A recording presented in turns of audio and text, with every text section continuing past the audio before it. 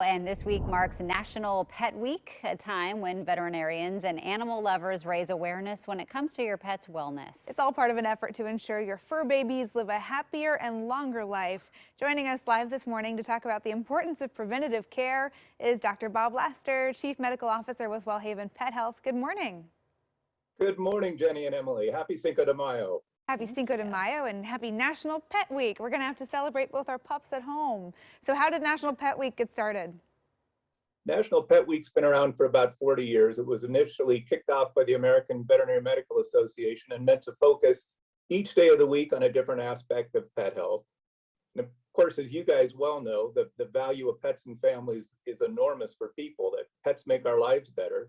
You're both fur baby parents. You know that pets lower stress, depression, anxiety, help our cholesterol, blood pressure, help with weight control, just do so many good things for us, all of which have really been highlighted throughout COVID. Is the importance of pets and that magic connection have been so critical as so many people were shut in. Yeah, we have talked a lot about that on the show. A lot of people adopted pets during the pandemic. Emily was actually one of them.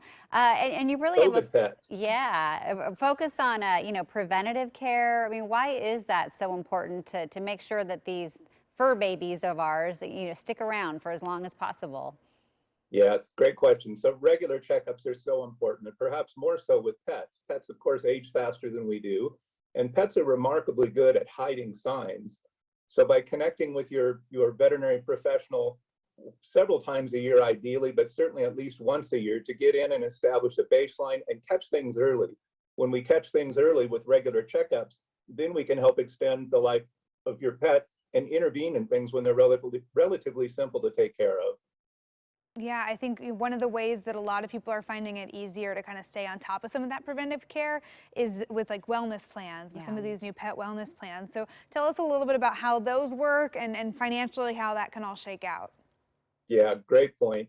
So wellness plans do a number of things. One, they really help you budget care. Most wellness plans are set up as a simple monthly payment, and in exchange for which you get free office calls, all of the preventative care, things like vaccinations, heartworm control, parasite control, dental care, nutrition advice, blood work, all of those things that are difficult to remember and budget and care for are done through your wellness plan. So all you have to do is subscribe for the wellness plan, take your pet in regularly, and then we can catch things early and help you, partner with you to help your pet live a longer, happier life.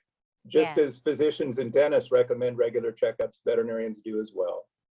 Yeah, and I know a lot of those wellness plans also include like a discount then if you do have to have Right, some if sort of major emergencies do pop up, surgery which is performed. Yeah. good. Yeah. Exactly. If there are things that are needed beyond what is offered in the wellness plan, there are typically discounts that go with that as well. Yeah, always good to plan ahead. Thanks for the tips, Dr. Lester. Have a good week.